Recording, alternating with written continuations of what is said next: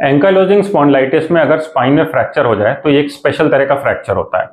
एंकालोजिंग spondylitis में जो पूरी स्पाइन है वो ना फ्यूज हो जाती है या एक हड्डी की तरह बन जाती है पूरी ऊपर से नीचे तक। तो जब उसमें फ्रैक्चर होता है तो ये एक स्पेशल फ्रैक्चर होता है जिसको कि हम 3 कॉलम इंजरी या फिर चांस फ्रैक्चर या फिर एंडरसन लीजन कहते हैं।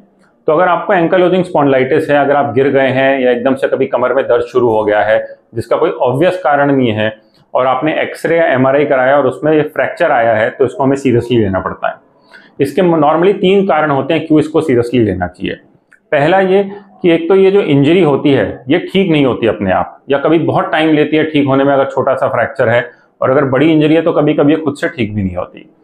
दूसरा कारण ये कि ये जो इंजरी होती है इसमें नर्व के प्रेस होने के चांसेस काफ़ी होते हैं, क्योंकि इसमें जो स्पाइनल कॉर्ड है वो टूट के आगे पीछे होने के चांसेस काफ़ी होते हैं। तो उससे नसों में दबाव आने के चांसेस होते हैं जिससे कि पैरों का चलना बंद हो सकता है।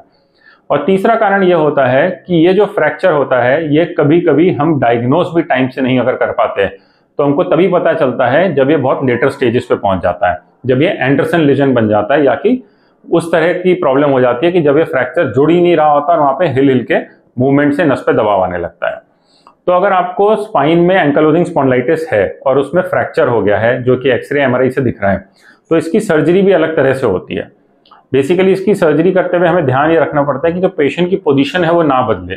जिस पोजीशन में स्पाइन फ्यूज्ड है उसी पोजीशन में हम पेशेंट को प्लेस करते हैं एक स्पेशल टेबल पे। फिर एक स्पेशल इक्विपमेंट होता है जिसको कि नर्व मॉनिटरिंग कहते हैं, जिसमें कि हम नसों की जांच करते रहते हैं सर्जरी के दौरान, वो यूज करते हैं। और तीसरा, इस फ्रैक्चर के फिक्सेशन प्रिंसिपल्स भी अलग होते हैं। ये नॉर्मल स्पाइन के फ्रैक्चर जैसा नहीं ट्रीट होता, इसको ट्रीट करने का तरीका भी अलग होता है।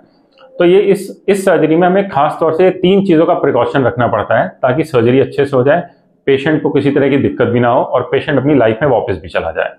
ऑल्सो सर्जरी के बाद हमें इस पेशेंट को नॉर्मल पेशेंट से ज़्यादा बेड रेस्ट पे या फिर रिस्ट्रिक्शन पे रखना पड़ता है, क्योंकि ये फ्रैक्चर हील होने में भी टाइम ज़्यादा लेता है। नॉर्मल फ्रैक्चर 2 से 3 महीने में हील हो जाता है, लेकिन ये फ्रैक्चर कभी कभी 6 महीने 8 महीने भी ले लेता है एंकालोजिंग स्पॉन्डिलाइटिस में। कभी कभी इसमें हमको सपोर्ट के लिए बोन ग्राफ्ट भी डालना पड़ता है।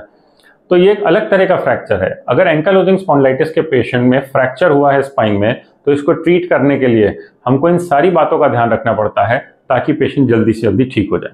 Thank you.